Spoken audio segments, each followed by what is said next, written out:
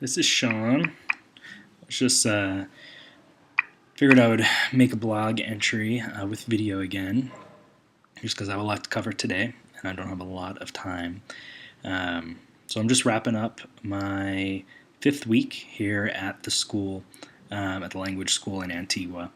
And today is the big day. Today I'm heading over to the orphanage that I'm going to be working at for the next 13 months. So, feeling a bit nervous right now. Don't really know what to expect. But I'm also eager to get in there and get settled down. It's been a lot of moving around the last couple weeks.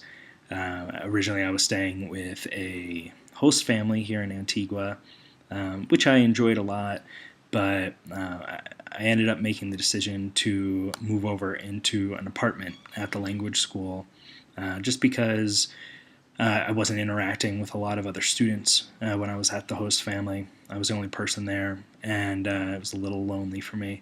So it was a better move for me to move to the school and just have meals with the host family. So I did that for a little while, and then the language school ended up moving locations because their lease was up. So we moved it another time, and now here I am packing my bags yet again to head over to the orphanage.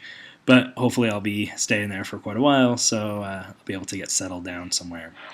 I'm a little sad to be leaving the language school. Like I said, I've been here for 5 weeks and really bonded with my teachers, and it's a great bunch of people here. So, I'm a little disappointed that it's already time for me to go. But I'm, I'm as ready as I'm gonna be, I guess. I feel like I could get a little more out of staying in the language school, but I know once I get into the orphanage, after a few weeks of being totally immersed in Spanish, I'll be much better than I am now. So the 5 weeks have definitely helped. I'm really surprised at how much my Spanish has improved in just this little bit of time. I can comprehend probably about 65% of everything I hear, and I can pretty much always get my point across when I need to, even if I don't use the vocabulary that I want to use. I can kind of dance around it a little bit. So yeah, I really feel like, after the first month in the orphanage, I should be good to go. We've also been cheating here a bit because it's a lot of American students who are at the school. So once the teachers leave for the day, we kind of revert back to English, which isn't a good thing. I think there'll probably be a lot less of that at the orphanage since a lot of people only speak Spanish there. So we'll see. Like I said, the school was really great. Not only did I get a lot of practice with my language skills, but I was also able to do a lot of different activities here in Antigua. We hiked up a volcano, went walking in the jungle, went to a couple different Mayan villages around, and went to street fairs. There was a whole bunch of stuff we did. Every day there was something new, which was great because I feel like I was really exposed to a lot of the culture of Antigua here, which was really great.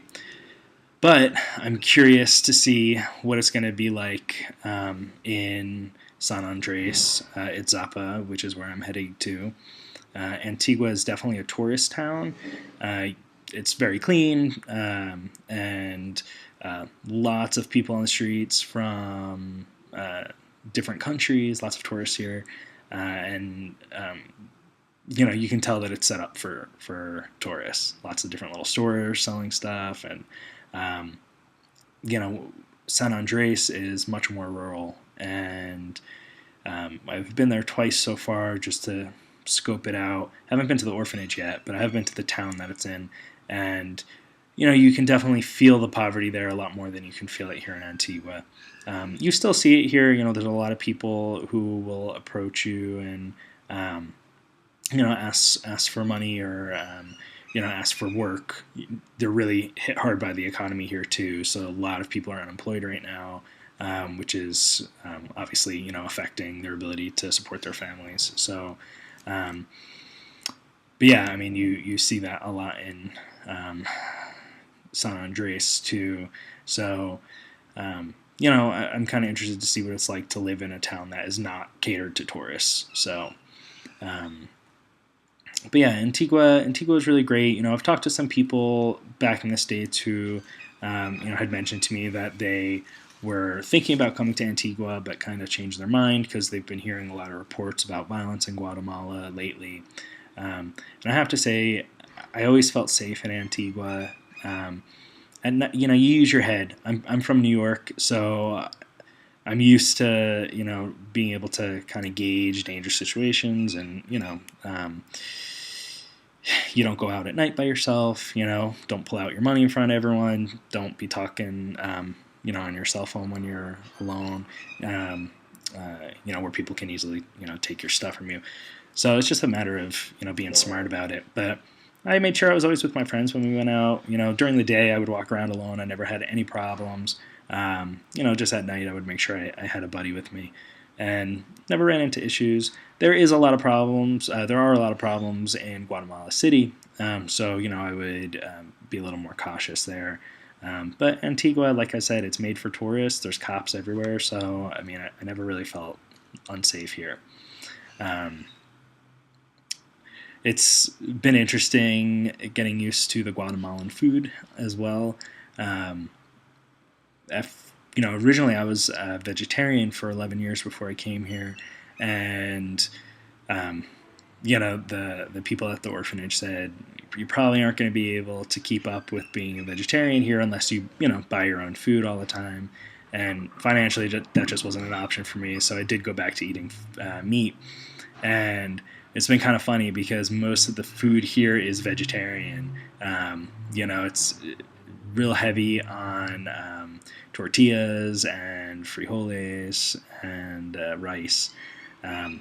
You will have meat now and then, but the portions are much, much smaller than you're used to in the United States. So, I mean, it would be very easy to, skip that completely.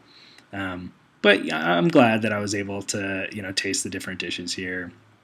I did stop being a vegetarian here, and it was cool.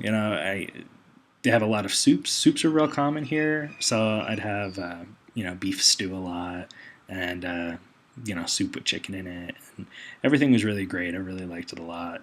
And I haven't really started missing American food yet. I've been able in Antigua, like I said, since it's made for tourists, you can still find a place that sells a hamburger, if you want it. So I don't know what it's going to be like in San Andres. I actually, once I get to San Andres, I'll be getting all of my meals covered. So 3 meals a day, 7 days a week will be served to me. So it's going to be all Guatemalan then. So I'll just be, cooking American food to supplement what I'm getting if I choose to do that. So, we'll see how things go when I'm there, if I start missing food a little more. But yeah, that's about it for now. So, like I said, they're going to come pick me up for the orphanage, probably in about 2 hours, and I'm not sure how the internet connection is going to be there. I actually know very, very little about what I'm walking into, aside from the fact that I will be sharing a bedroom and a house with a bunch of people, 8 people in a house and one other person in my bedroom. So it's been a long time since I've had to live like that. So I'm hoping right now that my roommates are cool and we all get along together. So yeah, I'll check in with you guys soon. Thanks.